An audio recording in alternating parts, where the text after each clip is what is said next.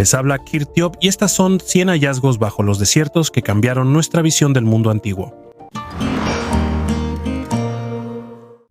Torres egipcias. Cuando se habla de las casas de los antiguos egipcios, la mayoría imagina chozas bajas hechas de ladrillos de adobe. Las excavaciones en Emet, en el delta norte, cambian radicalmente esa imagen. Los arqueólogos descubrieron un barrio del período tardío, toda una calle de casas tipo torre de 4 a 5 pisos, formando una pared densa a lo largo del camino procesional hacia el templo de Badjet. La altura se estima entre 12 y 15 metros, lo que para el siglo VII a.C. equivale a un edificio moderno de 5 pisos. Los niveles inferiores están llenos de silos de grano y torres cerveceras. Más arriba hay habitaciones residenciales con chimeneas estrechas. Más arriba aún, hay terrazas cubiertas donde se han conservado huesos de dátiles y estatuillas de bronce de las hermanas de la diosa Hathor. Por la noche, aquí no solo cenaban, sino que realizaban rituales con música. A 5 pasos de las puertas, un paseo de piedra caliza conduce al templo de Badjet. Las losas están tan pulidas que incluso hoy reflejan el sol del atardecer. Y las columnas de culto están exactamente donde los maestros las colocaron en el siglo VII a.C. Es como un mini Memphis en la provincia. Edificios altos y densos, un mercado, un templo y una carretera sagrada. Todo en un solo barrio estrecho. 3 capas de reparación en la mampostería muestran que las torres existieron al menos durante siglo y medio, y en las fachadas todavía se pueden ver relieves con Harpócrates y una Ushabti de fayenza verde. Es una señal de que la religión y la vida cotidiana aquí literalmente compartían una pared. Imet, destrúyeme el viejo estereotipo de un Egipto de un solo piso. Esto se conservó durante 20 millones de años. A mediados del siglo XIX, los granjeros del condado de Sioux, en Nebraska, empezaron a notar cosas extrañas justo en sus campos. Salían espirales de piedra de la tierra, espirales enrolladas perfectamente como un sacacorchos, del grosor de un brazo humano y algunas más altas que una persona.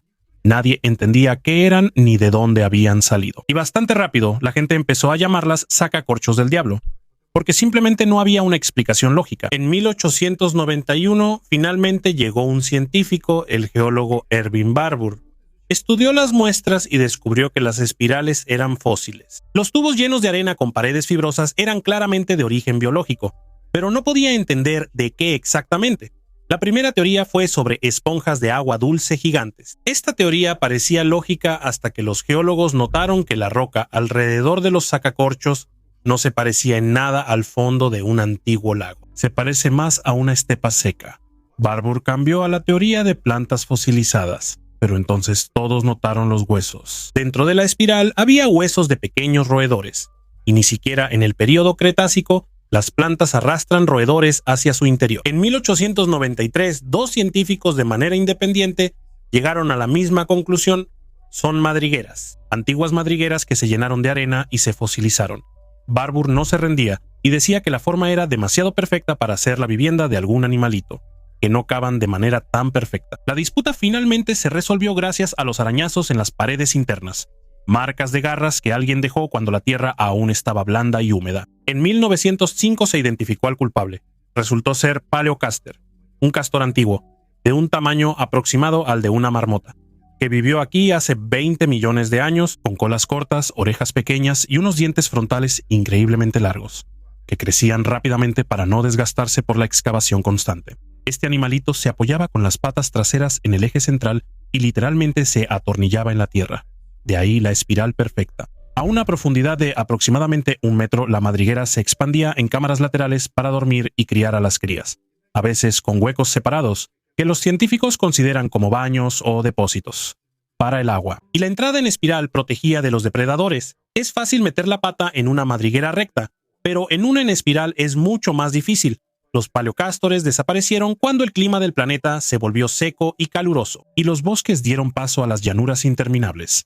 Pero sus madrigueras todavía sobresalen de las colinas en el Parque Nacional de Nebraska, 22 millones de años después, con una forma tan perfecta que un geólogo de renombre mundial no pudo entender qué era durante 40 años, rodeado de 2 diosas. En 1908 los arqueólogos hicieron un descubrimiento asombroso. Una estatua de 4.500 años del faraón Menkaura, escondida en las arenas de Giza. Estas esculturas se conservaron casi en perfecto estado, demostrando la gran maestría de los escultores del antiguo Egipto. Menkaura no era solo un gobernante, sino también el constructor de una de las grandes pirámides. Y aquí él está representado rodeado de 2 diosas. A la izquierda del faraón está Hathor, la diosa del amor, la maternidad y los cielos, que simboliza la protección y el patrocinio divino. A la derecha, una figura femenina del bosque, que representa uno de los nomos o regiones de Egipto, resaltando la importancia del rey como unificador del país. Estas composiciones no solo engrandecían al faraón, sino que también resaltaban su conexión con los dioses.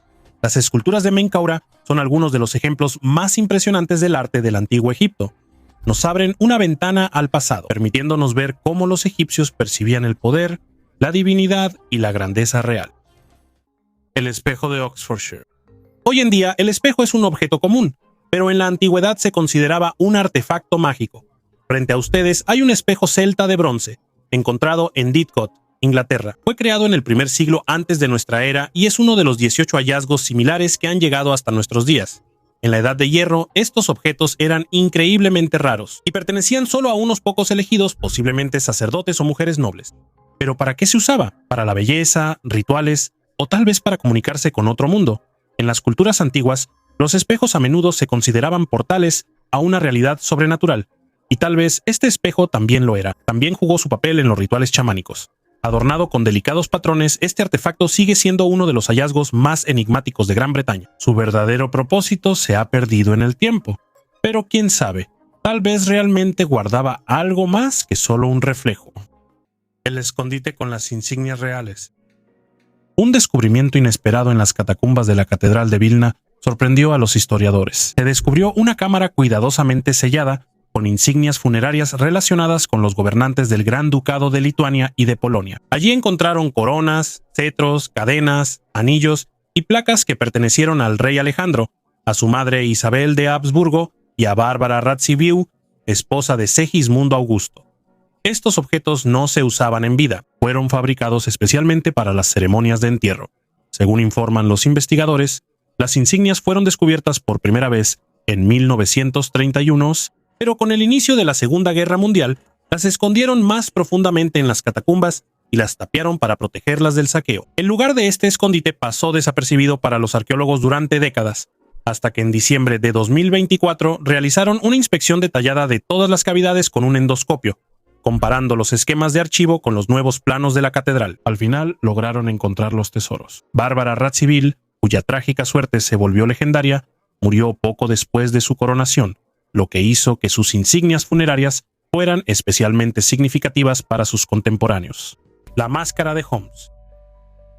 La ciudad siria de Yolms está ubicada a 162 kilómetros al sur de Damasco, y es una de las más antiguas de Oriente Medio. En la época del cristianismo primitivo, aquí vivían destacados maestros de la orfebrería, quienes crearon una máscara de plata única. En tiempos bíblicos, Yolms era conocido como Kadish, y en la época romana como Emesa. Aquí se encontraba un enorme templo del dios Sol el Gibal, en latín Heliocabalus, en griego Heliocabalus. Emesa fue gobernada por reyes sacerdotes durante toda la existencia del Imperio Romano, y uno de sus ilustres habitantes se convirtió en emperador. Su nombre era Heliogabal.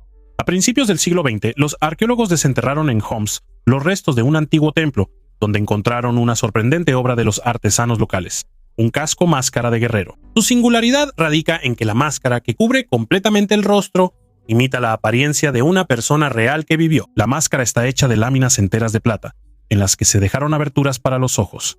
Encima, sobre la frente, se fijó una media corona de laurel. Como hay dos bisagras en las orejas, el guerrero podía levantar toda la máscara sobre su rostro si era necesario. Según los arqueólogos, el casco fue hecho en el primer siglo. Existen muchas versiones sobre a quién pudo haber pertenecido. Como en la parte trasera del casco están grabados patrones ornamentales, se puede suponer que el dueño de este objeto era bastante rico, y que el casco lo necesitaba no tanto para participar en batallas, sino más bien para confirmar su estatus. Por la época en que fue fabricado, el dueño de un casco máscara como este podría haber sido un representante de la nobleza de Yolm. Esto lo evidencian los rasgos de su apariencia. Es un hombre relativamente joven con una nariz aristocrática prominente y una barbilla dominante. En su rostro se refleja una indiferencia, una expresión ligeramente desdeñosa, como la de alguien que conoce el valor de las debilidades y pasiones humanas. Sin duda, este hombre tenía entrenamiento militar, había participado en batallas, pero al mismo tiempo procuraba proteger su rostro de heridas y daños. El gigante mítico Kardeuski, un supuesto hombre petrificado de 3 metros de altura, fue descubierto en 1869 por unos trabajadores que cavaban un pozo en Kardebe, estado de Nueva York. El gigante en realidad era una falsificación. hecha de un bloque de yeso. Lo llevaron a una granja en Cardebe, donde fue enterrado durante un año antes de ser descubierto por los trabajadores. La idea de crear al gigante fue de George Hall, quien quería demostrar la ingenuidad del público y aprovechar la creencia religiosa de la gente sobre los hombres gigantes mencionados en la Biblia. Después del hallazgo del gigante se convirtió en objeto de gran atención y los espectadores pagaban por la oportunidad de verlo. El famoso showman Barnum ofreció comprar el gigante, pero fue rechazado. Entonces creó su propia copia y afirmó que su versión era la auténtica y que el original era una falsificación. En 1870 ambos gigantes fueron reconocidos como falsificaciones. Sin embargo, el gigante de Cardiff pasó a la historia como uno de los mayores engaños del siglo XIX. Un barco de 500 años con oro. Los mineros de diamantes de Namibia se toparon con los restos de un barco de 500 años en el desierto cerca de la costa. El barco portugués Bom Jesus desapareció en 1533 en su camino a la India. Encontrado bajo una capa de arena bastante impresionante, el barco descansaba en el lugar de una antigua laguna marina artificial que ahora se ha convertido en un lago salado. En la bodega se encontraron monedas de oro y plata, así como numerosos colmillos de elefante. El valor total de la mercancía se estima en más de 13 millones de dólares. El barco fue encontrado por mineros de diamantes después de drenar uno de los lagos salados cerca de la costa de los Esqueletos. De vez en cuando se han encontrado barcos en estos lugares, pero el barco de carga portugués es el más antiguo de todos los encontrados y el único cuyo cargamento tiene un valor tan alto. Los objetos encontrados en el barco, con una pala para dar una idea de la escala, un astrolabio en el centro, una sartén y algunas vasijas de barro. Las cosas se conservaron bastante bien, un rosario y una moneda portuguesa de plata. El gobierno de Namibia se quedará con el tesoro encontrado en el barco. Es una práctica normal cuando se encuentran barcos hundidos cerca de la costa. Si el barco navegaba bajo la bandera de un país determinado, los objetos de valor encontrados en él deben ser entregados a su sucesor legal. Sin embargo, en este caso, el gobierno de Portugal renunció generosamente a ese derecho. Este modelo permite imaginar cómo pudo haber lucido el Bom Jesus durante su viaje a la India en el lejano año de 1533. Un lugar que provoca alucinaciones. En Jacasia, al sur de Rusia, en la cordillera de Kuznetsky-Alatau, hay una cueva que los lugareños llaman la Puerta al Infierno. Y no es solo un nombre bonito, porque los chamanes la han utilizado como lugar de sacrificios durante los últimos 2000 años. Aquí se encontraron huesos de animales, restos de hogueras, hollín en las paredes y montones de huesos humanos en pozos verticales de 20 metros de profundidad, y todo esto está documentado. Un hallazgo que era parte de las leyendas se convirtió en un descubrimiento realmente escalofriante. En 1985, una expedición científica descendió allí. El espeleólogo Konstantin Bakulin, un hombre con muchos años de experiencia y decenas de expediciones difíciles, lo describió así: de repente, las piernas se me pusieron como de algodón. Me invadió el pánico, y ante él apareció la figura de un hombre mayor, con ropas ondeando y un gorro con cuernos y ojos ardientes, que lo llamaba a seguirlo hacia el fondo de la gruta. Bakulin jaló la cuerda de seguridad, lo sacaron hacia arriba y nunca pudo volver a bajar. Después de él, varios científicos más contaron historias similares. Uno de ellos recordaba cómo sus colegas dejaron caer el equipo y corrieron hacia la salida empujándose entre sí. Aunque ninguno de ellos pudo explicar exactamente qué sucedió allí, todos los espeleólogos y científicos que han estado ahí dicen que si te quedas mucho tiempo puedes volverte loco. Los locales ni siquiera se meten ahí porque tienen miedo. Los científicos instalaron magnetómetros dentro y descubrieron que, periódicamente, en la cueva aparece un impulso de exactamente la misma amplitud de 1000 Netzi, y precisamente esas radiaciones de baja frecuencia, según los neurobiólogos, provocan ansiedad, desorientación y alucinaciones en las personas. Cuando aparecía el impulso, los murciélagos y las palomas cerca de la entrada perdían la orientación y empezaban a volar de manera caótica. Es decir, no se trata de imaginación. Ese comportamiento realmente tenía una explicación científica. Nunca se encontró la fuente de ese impulso. No hay generadores debajo de la cueva. Los geólogos suponen que podría ser una falla en la corteza terrestre, pero por ahora eso es solo una suposición. Después de la publicación del estudio, surgieron todo tipo de teorías. Alguien afirmaba que era un radar militar olvidado, una nave extraterrestre que seguía transmitiendo una señal de auxilio, o un portal entre mundos. El chamán blanco que vieron en la cueva probablemente fue una alucinación causada por esa radiación. Probablemente. Pero los científicos que explicaron esto nunca regresaron a la cueva. Si recordamos cómo los chamanes elegían los lugares para sus rituales, siempre buscaban algo especial, cuevas con una acústica inusual, donde incluso un sonido suave se escucha en todo el espacio. lugares donde la tierra misma te afecta la mente. Plantas que cambian la percepción y te sumergen en un estado alterado de conciencia. En Kashkulak, esta radiación provoca alucinaciones incluso en científicos experimentados con instrumentos. Ahora imagina lo que le pasaba al chamán que venía aquí intencionalmente en la oscuridad después de varios días de ayuno. Él recibía exactamente lo que venía a buscar. Simplemente no sabía que era física, no espíritus. Huevos de 3 tipos de criaturas.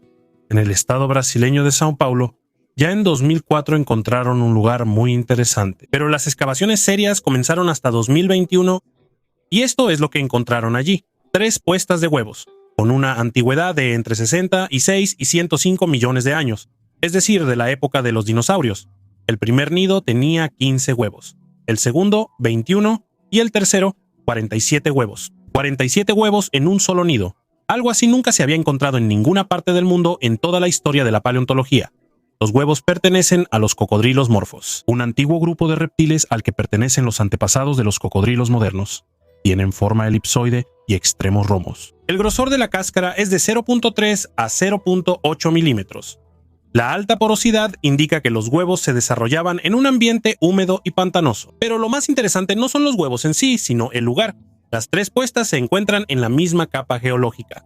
Eso significa que fueron depositadas al mismo tiempo y están dispuestas de tal manera que indica una anidación colonial. Cerca de las puestas de los crocodilomorfos se encontraron rastros de nidos de dinosaurios, terópodos depredadores y aves antiguas. Diferentes especies de reptiles anidaban aquí al mismo tiempo.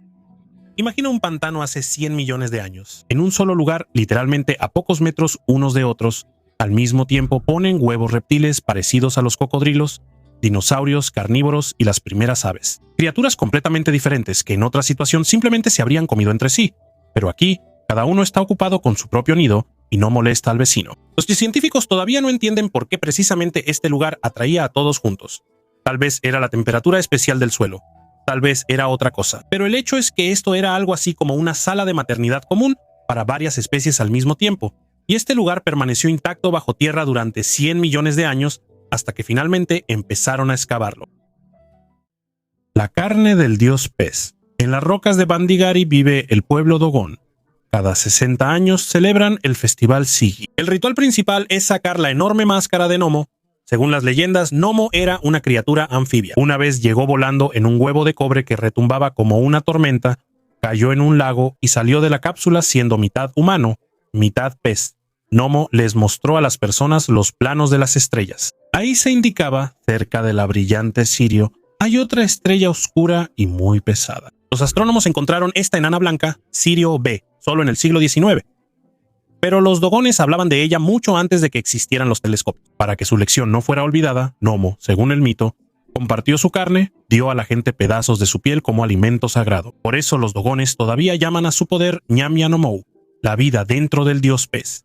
Las largas tablillas con un par de estrellas las guardan en santuarios secretos. Los científicos todavía no pueden entender si este conocimiento es antiguo o si es una pista tardía de los misioneros. Pero los propios dogones están seguros de que el huevo de cobre realmente llegó volando y que algún día regresará, cuando llegue el momento del próximo Sigi. La historia de los ovnis siempre es una mezcla de miedo, tecnología y mitos. Tengamos esto en mente y sigamos adelante. Un pedazo de metal que cuesta $65,000, pongan atención a lo que encuentren en su jardín. Hace 12 años, un agricultor en Norfolk, Reino Unido, desenterró en su jardín un viejo pedazo de bronce que parecía una espada doblada. Al agricultor le daba pena tirar esa cosa, así que durante 12 años la usó como tope para la puerta del granero. Y ya estaba a punto de deshacerse de ese pedazo de metal definitivamente. Pero algo lo impulsó a tomarle una foto a ese objeto de bronce y enviarla a unos especialistas en arqueología. ¿Y qué creen que pasó? Resultó ser una espada ceremonial de 27 pulgadas que tiene alrededor de 3.500 años. Tiene un valor científico excepcional.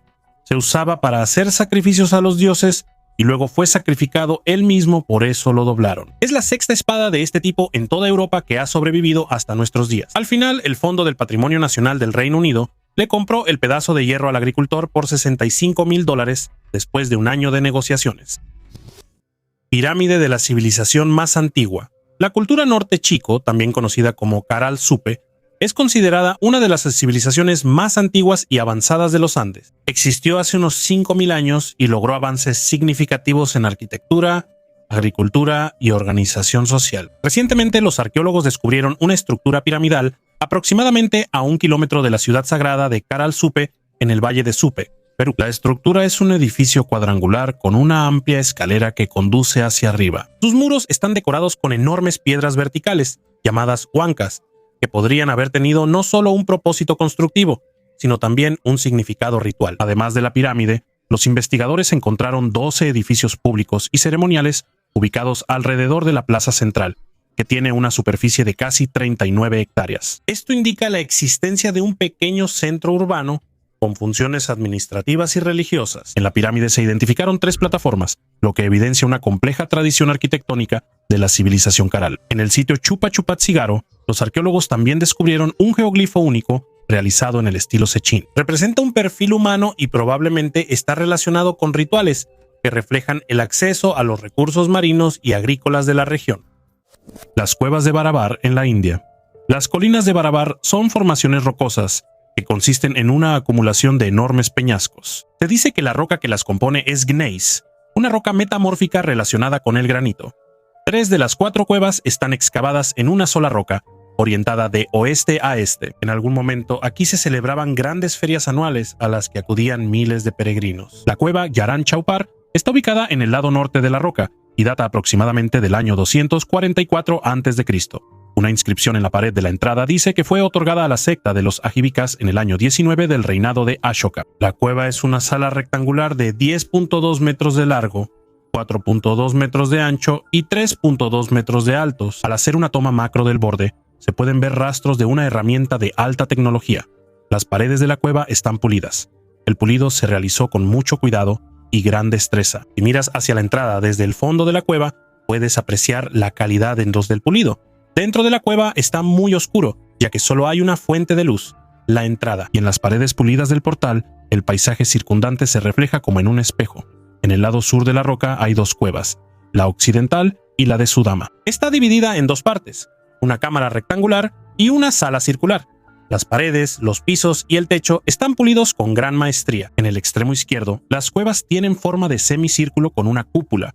En el centro se ha tallado una entrada trapezoidal al recinto circular. Los historiadores oficiales afirman que la sala circular está hecha en forma de choza de paja, donde los primeros budistas celebraban sus reuniones. Y de esta manera, el prototipo de la choza fue plasmado en piedra. No me gustaría llamar a esta sala un resonador, ya que hasta ahora no hay pruebas directas de que se haya utilizado como tal. Las superficies de esta sala también están pulidas. Púrpura imperial en tumbas infantiles.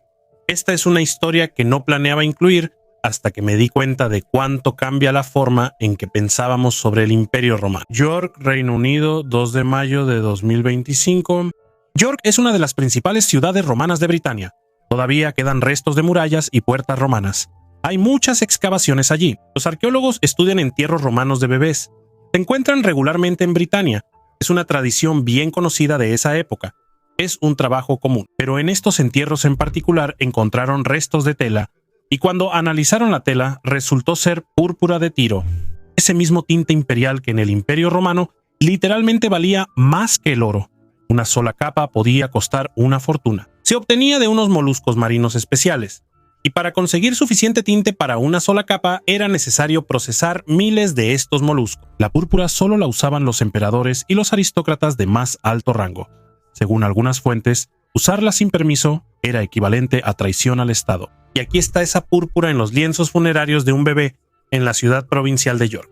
Pensemos qué podría significar esto. Por un lado, en York vivía gente de un estatus tan alto que podía permitirse enterrar a sus hijos en telas que usaba el propio emperador. Eso significaría que la ciudad provincial de York era mucho más importante en la jerarquía imperial de lo que pensábamos.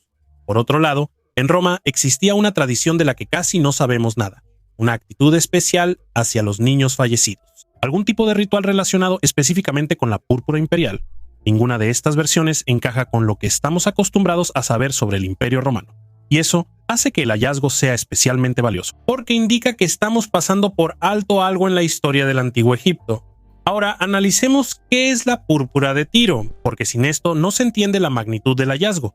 La púrpura de Tiro no es solo una tela cara. Para que quede claro, 1 gramo de este tinte costaba más que el ingreso anual promedio de un ciudadano romano común. Esto es literalmente la sustancia más cara del Imperio Romano. La ley regulaba directamente quién tenía derecho a usarla. Y aquí está esta tela en tumbas infantiles en una ciudad provincial británica.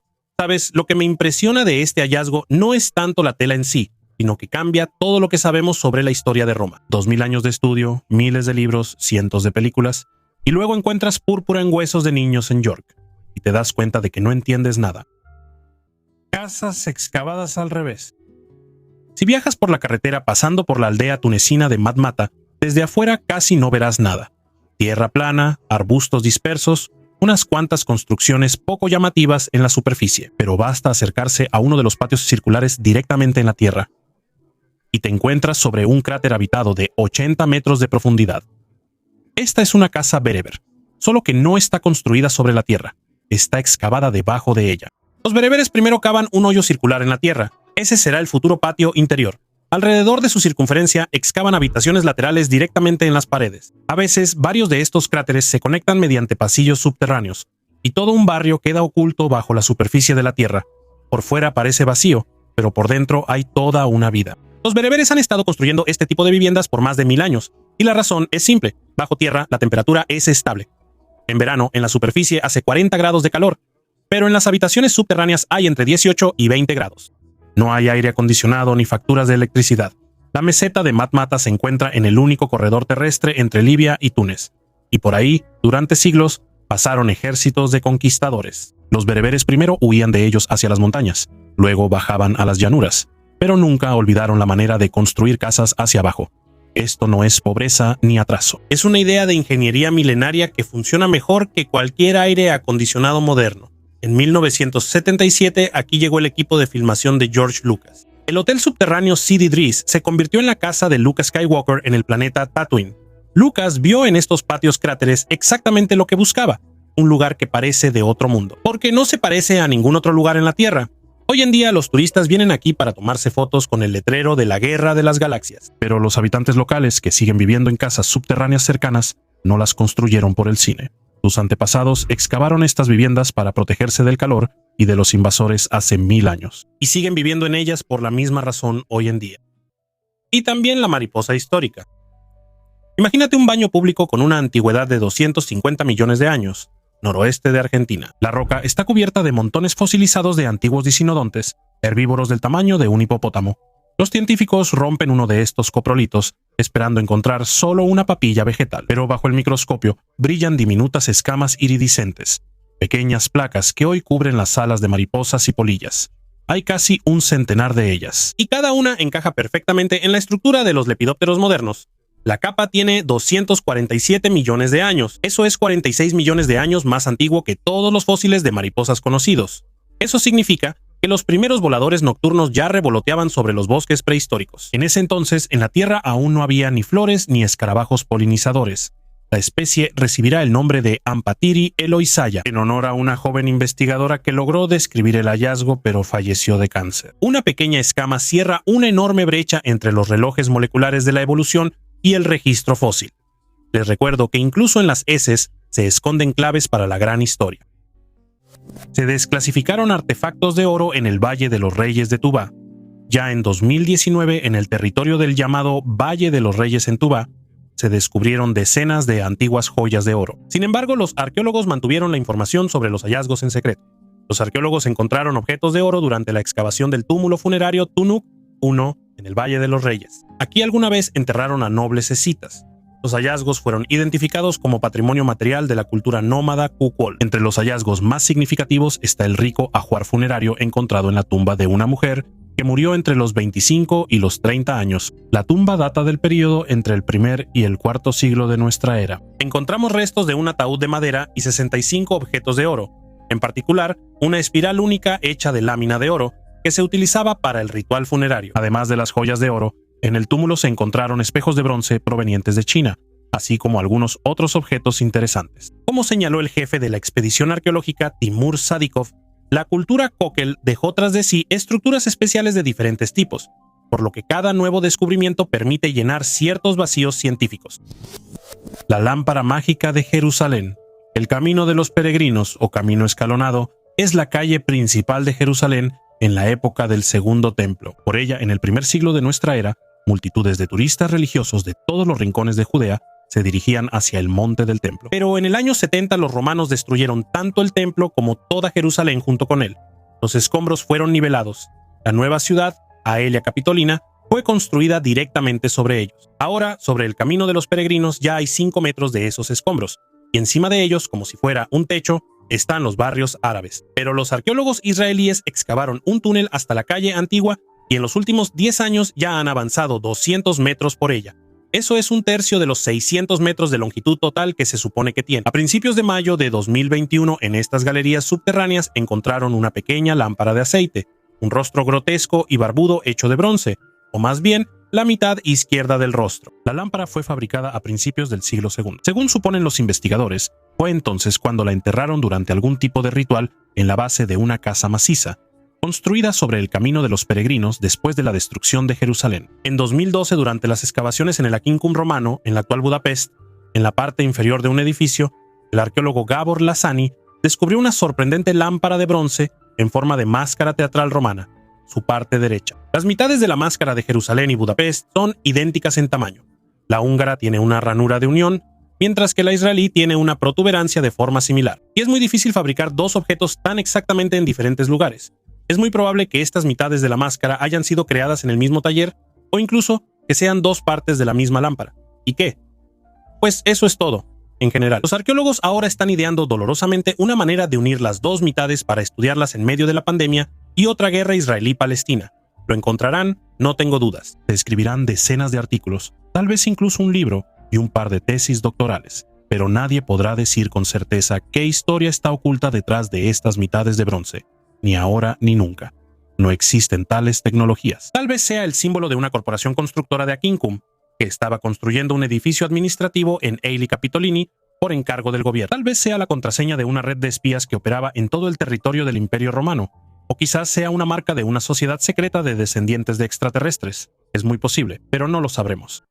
Con una antigüedad de más de 100.000 años, los investigadores siguen revelando los misterios de nuestra evolución. Ahora, al descubrir huellas inusuales de 115.000 años de antigüedad en la parte norte de Arabia Saudita, las huellas conservadas en un antiguo lodazal en medio del desierto de Nefud sorprendieron a los científicos porque aparecieron en un lugar donde no se esperaba encontrar rastros humanos tan antiguos. Según las estimaciones, estas huellas pertenecían a los primeros representantes de Homo sapiens y no a los neandertales, lo que confirma las rutas migratorias de los antepasados humanos en condiciones de cambio climático. Gracias a una sorprendente coincidencia de factores, la ausencia de vientos fuertes y las particularidades del clima local, la estructura de las huellas se mantuvo prácticamente intacta, lo que permitió fecharlas con precisión y reconstruir la escena de una breve parada de los antiguos humanos junto al lago Al-Atar durante un periodo de sequía. Este lugar, al parecer, servía como punto de descanso y para beber agua, y no como un asentamiento permanente, como lo indica la ausencia de rastros de herramientas o de caza. Algunos científicos creen que estas huellas forman parte de la ruta general de migración por la que Homo sapiens avanzaron desde África hacia Eurasia. Los nuevos hallazgos cambian nuestra perspectiva sobre las rutas de migración y demuestran claramente cómo la naturaleza es capaz de preservar cuidadosamente la crónica de la vida. Cuevas profundas hechas por el hombre. En 1992, un habitante del pueblo chino de Xi'an, llamado Wu Anan, estaba seguro de que el estanque junto a su casa era artificial, aunque la leyenda local decía que no tenía fondo y que no había que meterse ahí. Compró una bomba, convenció a algunos vecinos de ayudarlo y empezaron a sacar el agua. Durante 17 días seguidos hasta que bajo tierra encontraron la entrada a una enorme cueva artificial. Luego encontraron otra y otra más. Y al final, debajo del pueblo, resultaron ser 24 cuevas, talladas a mano hace más de 2000 años. Antiguo y primitivo no son palabras, sino sinónimos. El hecho de que esto fuera antiguo no significa que no tuvieran tecnologías para lograr todo esto. Cada una tenía el tamaño aproximado de un campo de fútbol, con un techo de la altura de un edificio de 9 pisos. Las paredes están cubiertas de surcos paralelos, todos son iguales, la misma profundidad, el mismo ángulo, la misma distancia entre ellos. Claramente, alguien hizo esto intencionalmente, pero hay una rareza que notaron los arqueólogos. El mismo patrón exacto se encontró en cerámica antigua de esta misma zona, con una antigüedad de más de 2000 años. Alguien copió intencionalmente el ornamento de la cerámica en las paredes de piedra. ¿Quién lo hizo y para qué? Hasta ahora nadie lo sabe. De la roca, la gente extrajo alrededor de 1 millón de metros cúbicos de piedra. lo que equivale aproximadamente al volumen de 400 piscinas olímpicas. ¿A dónde fue a parar? No está claro porque cerca de las cuevas no hay nada. No hay montones de tierra, ni rastros de que aquí se haya excavado algo en absoluto. China tiene una característica única. El gobierno, a lo largo de toda su historia, ha registrado en documentos absolutamente todo: nombres de funcionarios, cosechas, inundaciones, disputas entre vecinos. Pero sobre estas cuevas no hay ni una sola línea en las crónicas durante 2000 años, como si nunca hubieran existido. Y ahora viene lo más interesante. Las cuevas no las descubrió un científico ni una expedición con equipo moderno y financiamiento. Las descubrió un solo hombre con una bomba de agua, al que todos consideraban un excéntrico. Y aquí hay algo en lo que vale la pena pensar. Si debajo de una aldea china resultaron estar 24 cuevas de las que nadie sabía durante 2000 años, ¿cuántos lugares así en todo el mundo están esperando ahora mismo a su propio excéntrico? El reloj de sol más antiguo, la losa, fue encontrado en 2011 durante las excavaciones de 5 túmulos en la frontera de los distritos de Dobropolsky y Konstantinovsky, en la región de Donetsk. La losa, que tiene al menos 3.500 años, los científicos la consideran un hallazgo único. Sus dimensiones son de 1 metro por 70 centímetros. Pesa 130 kilogramos. En ambos lados hay imágenes, pequeñas hendiduras talladas y marcas en forma de surcos. Hasta ahora se creía que los relojes de sol más antiguos eran un invento del antiguo Egipto y Babilonia. Y aquí algo similar, pero más avanzado, fue encontrado en un túmulo cerca de Donetsk. Además, se puede afirmar que el reloj encontrado es mucho más avanzado que los egipcios y babilonios, ya que permite usar no solo el sol, sino también la luna para determinar la hora. Además, esto se puede hacer con mucha más precisión, moviendo los gnomones según la hora del día y la época del año. Esto permite realizar investigaciones adicionales no solo como reloj, sino también como calendario. La losa, cuya antigüedad supera los 3000 años, proveniente de la necrópolis de Tabria-Tabriadin, en el distrito Neklinovsky de la región de Rostov, también tiene cavidades dispuestas en forma de elipse. La losa fue descubierta en 1991 y actualmente se encuentra en el Museo Arqueológico Reserva de Tanais, en la región de Rostov. El primer rey Belis de la selva de Caracol. Durante casi 40 años, los esposos arqueólogos Arlen y Diana Chey excavaron aquí escaleras, mercados y diques, hasta que llegaron al corazón del complejo Khan, el lugar celestial. Debajo de las losas encontraron un pasadizo estrecho, detrás del cual se abrió una cámara pintada con cinabrio. En el suelo, un esqueleto, con los hombros envueltos en cuentas de jade. Junto a él, 11 vasijas pintadas tubitos de hueso tallado, una máscara de mosaico y conchas de espondilus del color de la carne cruda. Los jeroglíficos en las estelas desde hace tiempo llaman al primer gobernante de la ciudad de Kapchak Mano de Trueno. Ahora el texto coincide con el hueso. La datación del texto coincide con el hueso. Solo 2 o 3 décadas después de la ascensión, año 331, resulta que Caracol ya era una fuerza independiente, incluso antes de la famosa llegada de los enviados de Tío y Tiacan en el año 378. No despertó por influencia externa, ya gobernaba, comerciaba y recaudaba tributo. Las cosas alrededor del cuerpo hablan por sí solas. El jade es un símbolo de sangre real, el cinabrio es símbolo de poder y sacrificio. La concha de espondilus indica comercio lejano a través del Caribe. Y los tubos delgados de hueso son atributo de los sacerdotes que inhalaban polvo de cacao antes de los rituales. Todo esto no es una colección aleatoria, sino que son retratos del Estado reunidos en la cápsula personal de su fundador. Para los científicos, esto no es solo un esqueleto, sino el primer capítulo de la historia de Caracol, oculto entre lianas durante casi 1500 años. Demasiadas pruebas. Otoño de 2024. El Pentágono publica un nuevo informe sobre fenómenos no identificados. En la tabla hay 757 episodios solo en un año. Más de la mitad fueron registrados por pilotos militares. Esferas extrañas en el radar, cubos oscuros en una envoltura transparente, objetos que van contra el viento y de repente suben bruscamente. Algunos casos se explican de manera habitual: basura espacial, drones, óptica. Pero aproximadamente un tercio cae en la columna de datos insuficientes para su identificación. Eso significa que ni la velocidad ni las trayectorias se pueden entender bien, porque los instrumentos se comportan como si no estuvieran observando un objeto material. El Ministerio de Defensa lo dice con honestidad: no hay señales de origen extraterrestre. Pero esa es exactamente la misma formulación que se ha escuchado durante 70 años. El problema sigue siendo: la Marina y la Fuerza Aérea ven algo regularmente. Las cámaras, los termovisores, todo eso lo graba, pero no hay con qué filmarlo. Los pilotos cuentan. Al principio piensas que es una falla, pero luego ves como una mancha en el radar hace un giro de 90 grados a la velocidad de un avión de pasajeros. Antes, esos reportes se guardaban en cajas fuertes.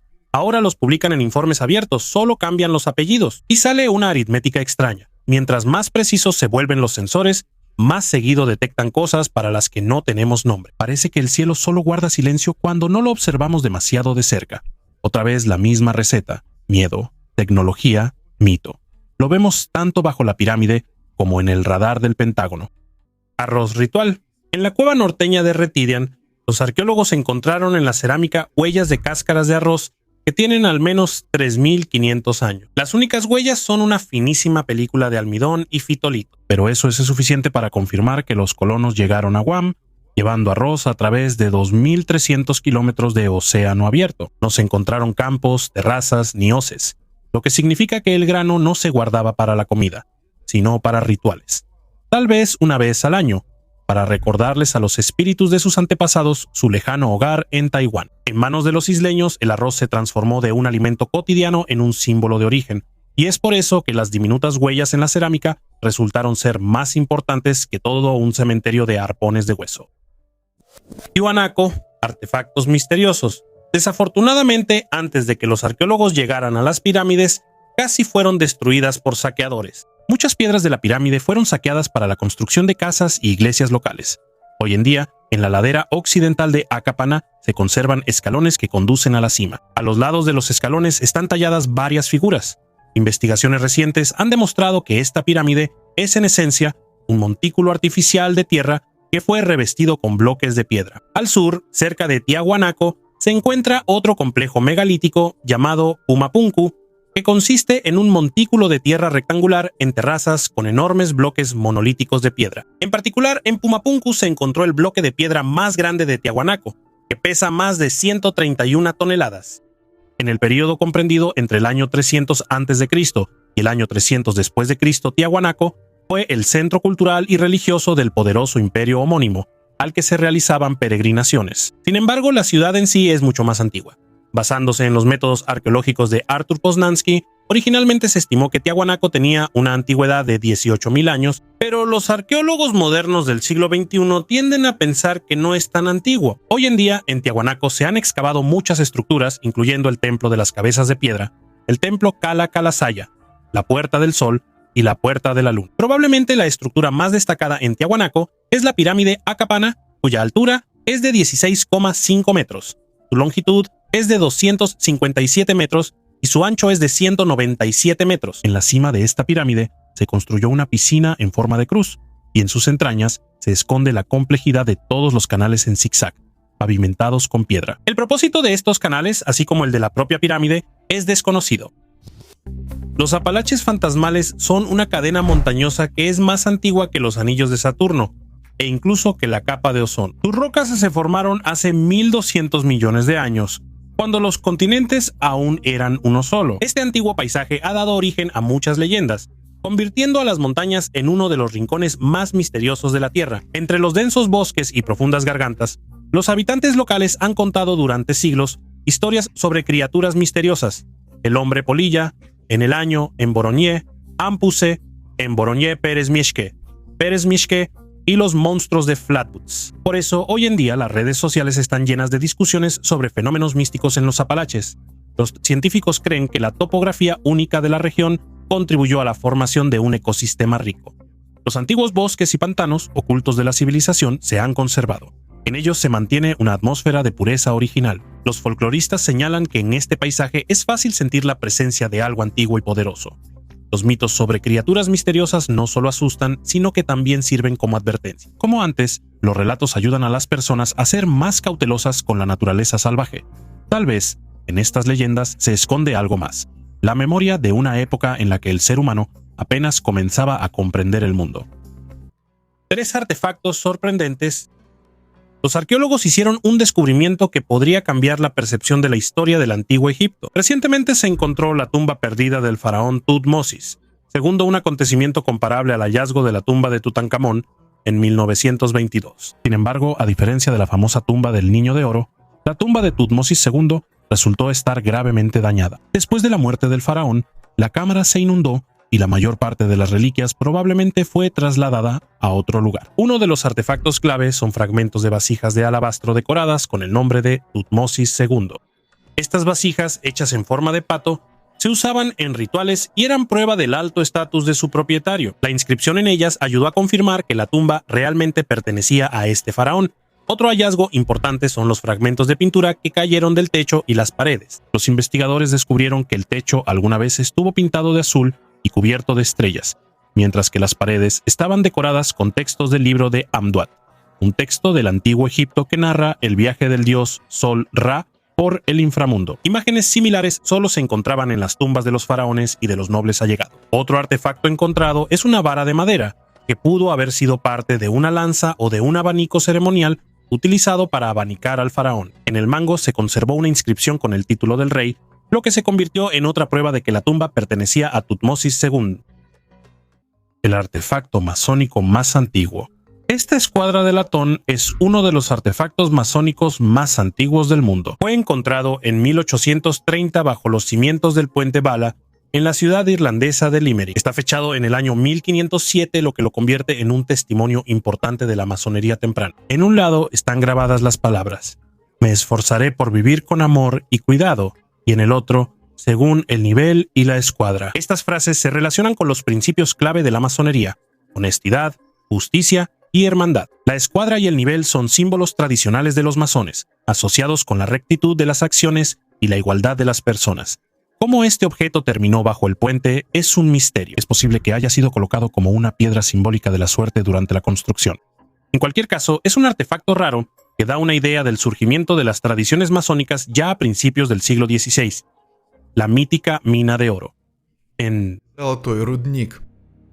En 1929, Australia tuvo a su propio Indiana Jones, Louis Harold Bell Lasseter. Él aseguraba que 3 décadas atrás había descubierto un enorme filón de oro en el corazón del continente. Casi no había pruebas, pero los rumores sobre el Klondike perdido emocionaron a buscadores de oro e historiadores. En 1930, Lasseter logró reunir una expedición y volvió a internarse en el interior. Con él fueron un piloto, 2 buscadores de oro, guías aborígenes e incluso un representante del gobernador. Sin embargo, Lasseter se comportaba de manera sombría, se contradecía en sus relatos y señalaba el camino de mala gana. Al llegar al monte Marjorie, declaró que estaban perdidos. Sus compañeros lo consideraron un impostor y se fueron. Lasseter se quedó solo con un cazador, pero pronto él también lo abandonó. Al final, Harold continuó el camino solo. Un año después lo encontraron muerto en una cueva. Según su diario, murió de agotamiento, habiendo pasado los últimos meses entre los aborígenes tratando de sobrevivir. Mientras tanto, la leyenda del filón no se apagó. Numerosos buscadores recorrieron la cordillera McDonnell con la esperanza de encontrar oro. La prensa hablaba del misterioso sueco Olaf Johansson, quien supuestamente también conocía el camino al tesoro. Más tarde aparecieron libros y películas. El director Luke Walker, en el proyecto Los huesos de Lasseter, encontró cartas de Harold que mencionaban a ese mismo Olaf y hacían referencia al filón perdido. Las investigaciones modernas no confirmaron grandes yacimientos en la zona señalada, aunque el geólogo Bill de Carly se topó con una veta de cuarzo que recordaba la descripción de Lasseter. Él creía que Harold solo estaba repitiendo historias de otras personas. Sin embargo, el misterio del tesoro sigue fascinando a los árticos y a los buscadores de oro. Una calabaza de una semilla de 800 años.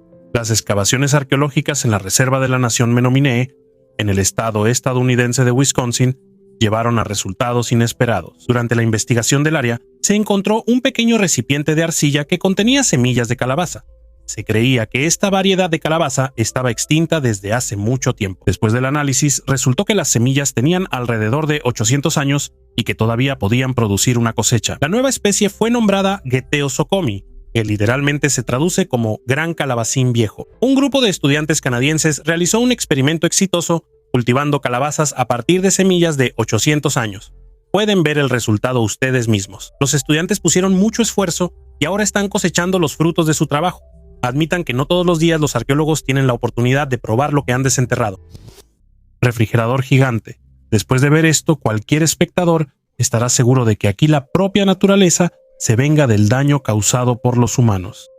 En la década de 1960, en Yakutia, trabajadores soviéticos talaron una parte de la taiga para las necesidades de la aldea más cercana. Sin embargo, los árboles en estos lugares cumplían una función muy importante. Sus copas creaban sombra, lo que impedía que el sol calentara el suelo. Debajo de la tierra aquí hay permafrost, y durante miles de años permaneció intacto. Tan pronto como los árboles desaparecieron, el sol alcanzó el suelo. El hielo comenzó a derretirse, el suelo se hundió y se formó una pequeña barranca. Hoy en día, esa barranca se llama el cráter de Vatagaika. Tiene 1,5 kilómetros de largo. Su profundidad es de 115 metros. Su superficie es de más de 80 hectáreas. Cada año se expande otros 10 a 15 metros y nadie puede detenerlo. Los habitantes locales lo llaman la puerta al inframundo. Y si lo miras desde el aire, es difícil no estar de acuerdo con eso. Pero a los científicos Vatagaika les interesa por otra razón. El permafrost es un refrigerador natural perfecto, y las paredes del colapso han dejado al descubierto capas de tierra de hasta 650,000 años de antigüedad.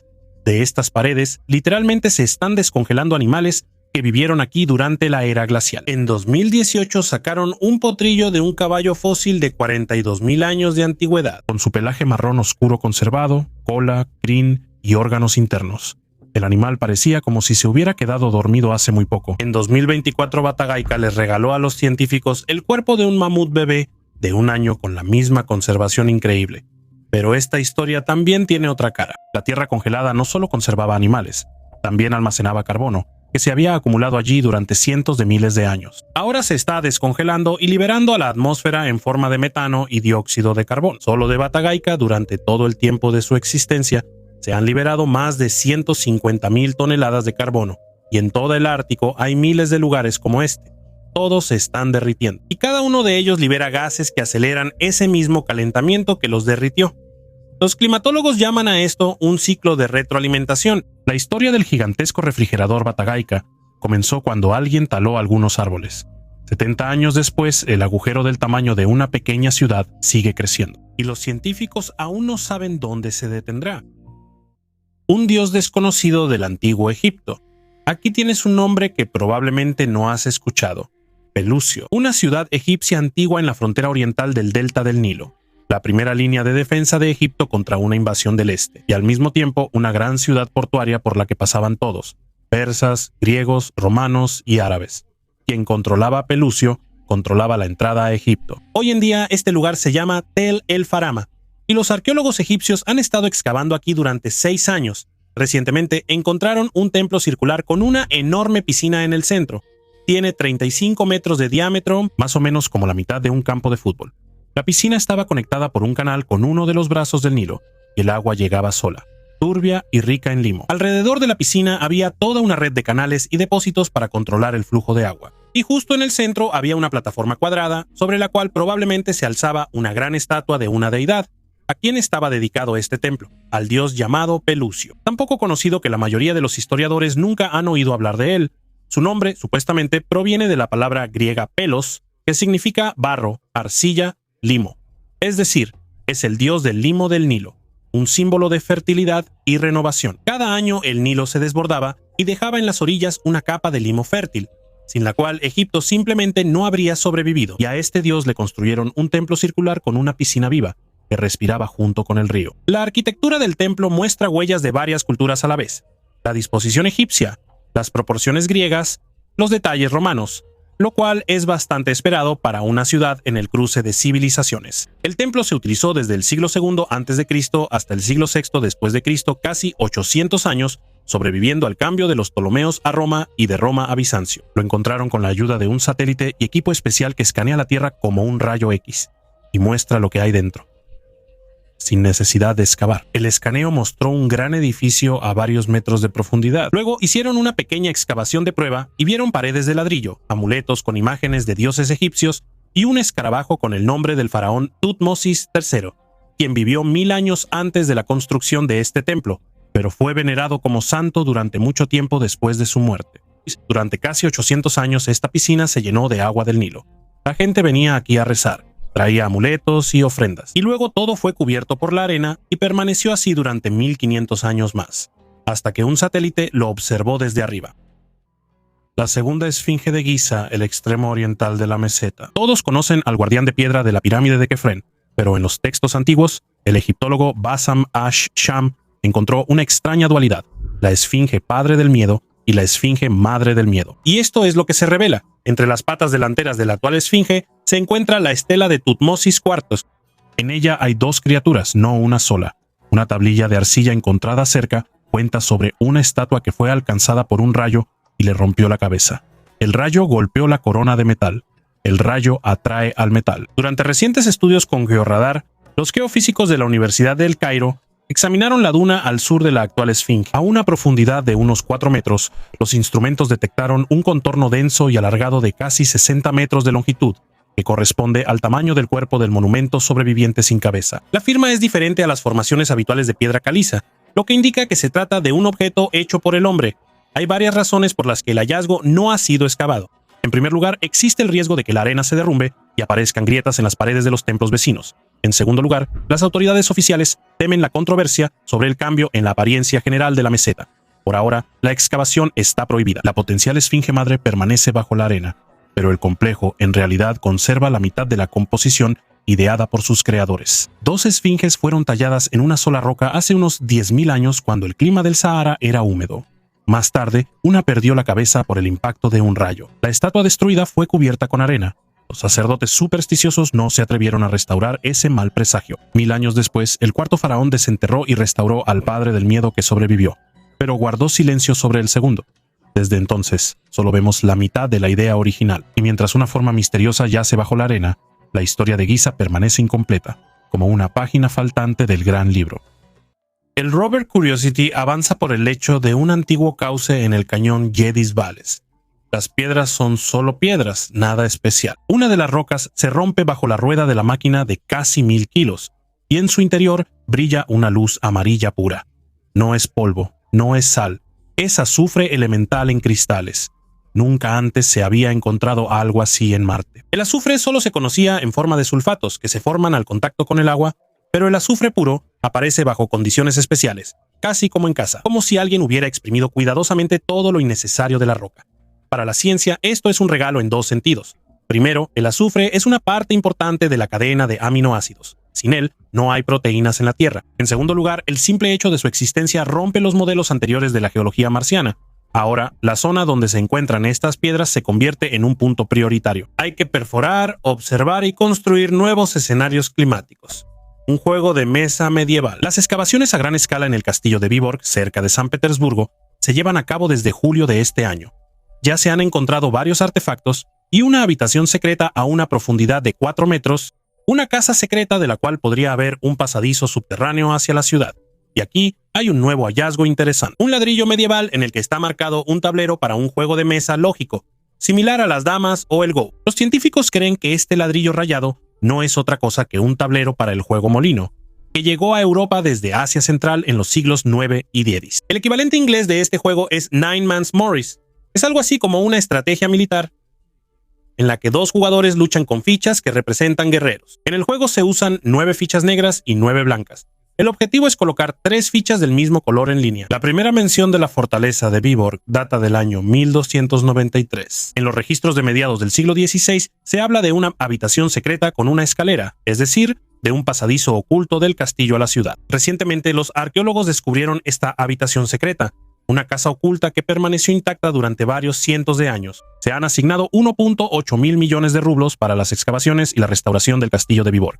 Los trabajos están a cargo de especialistas del Instituto de Historia de la Cultura Conmemorativa de la Academia Rusa de Ciencias. Ellos reemplazaban el alfabeto. El quipu es un manojo de cuerdas con nudos. Hay una cuerda principal, de la cual cuelgan decenas de cordones de colores. Durante mucho tiempo se pensó que los incas simplemente contaban el maíz y los impuestos con los nudos, como si fuera un antiguo ábaco. Un equipo de lingüistas y programadores cargó en una red neuronal 21 quipus completos de un museo en Perú. El algoritmo observaba de qué color era la cuerda, a qué distancia colgaba de la principal, qué nudos estaban atados y en qué orden. La máquina encontró rápidamente combinaciones repetidas, como si fueran las mismas palabras en un texto largo. Resultó que el mismo conjunto de nudos en la cuerda amarilla aparecía junto a registros de almacenes de grano, y otro en la roja estaba vinculado a listas de guerreros. Los científicos compararon esto con documentos coloniales españoles y se dieron cuenta de que el quipu transmitía un significado mucho más rico que un simple conteo. Por ejemplo, el conjunto de cuerda verde más 3 nudos cortos casi siempre indica un lugar de almacenamiento de maíz, y la roja más un nudo doble puede significar un impuesto para el ejército. Si el método se confirma en una gran cantidad de muestras, los quipus dejarán de ser considerados simples calculadoras de nudos y serán reconocidos como una verdadera forma de escritura. Entonces, los incas tendrán que ser trasladados de la lista de civilizaciones sin letras a la lista de pueblos que simplemente eligieron otro alfabeto, uno de cuerdas. Excavaciones en Parajanas, en el desierto. Los arqueólogos descubrieron en el desierto del oeste de Irak asentamientos y artefactos paleolíticos de aproximadamente 1,5 millones de años de antigüedad. Entre los hallazgos hay hachas de mano y herramientas de piedra que arrojan luz sobre la historia temprana de la región y la antigua actividad humana. Las investigaciones se llevaron a cabo en la zona de Al-Shabaka, donde la geoarqueóloga Ella Ekbers y su equipo estudiaron capas antiguas de suelo y rastros de actividad humana. Identificaron 7 asentamientos en un área de 10 por 20 kilómetros, así como más de 850 artefactos, incluidos hachas de piedra del Paleolítico temprano. En algún momento aquí hubo un gran lago, que dejó tras de sí cauces de ríos secos. Es probable que los antiguos habitantes usaran esta región para cazar y fabricar herramientas. Los científicos creen que futuras investigaciones ayudarán a comprender mejor cómo cambió el paisaje y qué grupos de personas lo habitaron en la antigüedad. En el proyecto participaron estudiantes iraquíes que estudiaban geoarqueología y el Paleolítico. A pesar de la inestable situación política, el trabajo se realizó sin incidente. En el futuro, Ekbers planea ampliar las investigaciones para reconstruir los cambios climáticos y la actividad humana temprana en la región. Un anillo de oro en forma de lámpara de aceite. Las excavaciones en la antigua ciudad egipcia de Canopus traen nuevas sorpresas en forma de artefactos inusuales. Los arqueólogos submarinos dirigidos por Franco García encontraron este singular anillo de oro. Se encontraron muchísimas joyas de oro, pero nadie recuerda haber visto un anillo como este en forma de lámpara de aceite. Los científicos no pudieron establecer ningún paralelo sobre el origen de este artefacto, pero aún así hay algunas pistas. El anillo en sí está hecho con gran maestría. La parte inferior del aro tiene una forma tallada en la que se muestran hojas y un zarcillo retorcido. La parte superior tiene la forma de una lámpara de aceite. Nunca antes se había encontrado algo parecido. No solo la ubicación relaciona este artefacto con Egipto, sino también el bisel con forma de lámpara de aceite, ya que estas lámparas desempeñaban un papel importante en los santuarios de peregrinación cristianos de todo el mundo. El lugar donde se encontró el anillo probablemente pertenecía al santuario de peregrinación de Ciro y Juan.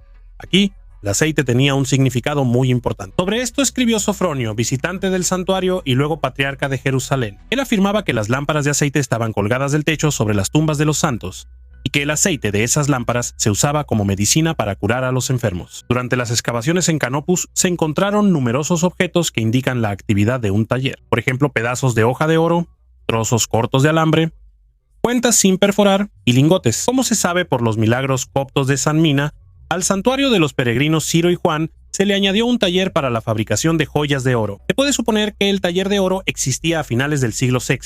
Por lo tanto, esto se puede considerar como la fecha de fabricación del anillo. Es probable que el anillo haya sido creado como un recuerdo para los peregrinos. Se podía verter aceite de ese lugar sagrado en él y llevarlo a casa. Para que el aceite se conservara dentro de la lámpara en miniatura, lo sellaban con cera de abeja. Eso también podría estar en los libros de texto. Imagina que eres egiptólogo. Has estudiado el antiguo Egipto toda tu vida.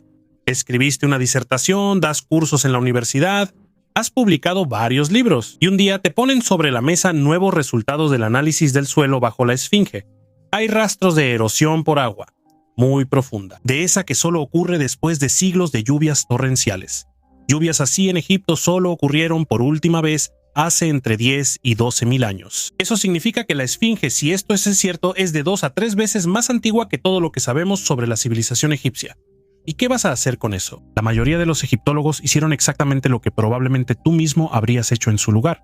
Dijeron que era un error, o que no era el tipo correcto de piedra. Porque admitir que la Esfinge no es del año 2500 a.C., sino al menos del 10º milenio, significa aceptar que existió una civilización avanzada de la que no sabemos absolutamente nada. Eso no es una pequeña corrección en el libro de texto. Eso sería revisar toda la historia de la humanidad desde cero. Y no es de sorprender que no quieran hacer esos cambios. El geólogo Robert Schoch, quien fue el primero en describir esta erosión hídrica en los años 90, sigue publicando hasta la fecha y aún no ha recibido ninguna refutación convincente. Solo comentarios condescendientes diciendo que no entiende la especificidad del clima egipcio. Ahora tiene más de 60 años. Me pregunto si recibirá reconocimiento en vida. La historia de la ciencia dice que hay posibilidades, pero a veces hay que esperar mucho tiempo. Mientras tanto, pasemos a lo que ya está confirmado. Sin embargo, las autoridades egipcias durante mucho tiempo no permitieron investigaciones independientes bajo la Esfinge. ¿Por qué? Oficialmente no se explica. ¿Qué hay debajo de ella? No se sabe. Las investigaciones sísmicas de los años 90 mostraron posibles cavidades en la base. Hay cavidades ahí. ¿Qué hay dentro? Nadie lo ha revisado. El continente africano se está fracturando. Los científicos descubrieron que África se dividirá en dos continentes mucho más rápido de lo que se pensaba antes. En 2005 apareció una grieta de 56.5 kilómetros de largo en el desierto de Etiopía, la cual sigue expandiéndose a una velocidad de 1.5 centímetros por año. Esto es parte de un proceso a gran escala relacionado con el Valle del Rift de África Oriental, una gigantesca falla de 3.200 kilómetros de longitud que se formó hace 22 millones de años. Antes se pensaba que África se dividiría dentro de decenas de millones de años, pero el profesor Ken McDonald de la Universidad de California predice que esto ocurrirá en solo 1,5 millones de años. Al final, el Océano Índico inundará África Oriental, formando un nuevo continente que incluirá Somalia, Kenia, Tanzania y la mitad de Etiopía. Los grandes lagos de África, que contienen el 25% del agua dulce de la Tierra, se formaron precisamente debido a la falla tectónica. Según el exconsultor de la NASA, Alexander Dotten, estos procesos continúan y, con el tiempo, África Oriental se separará por completo,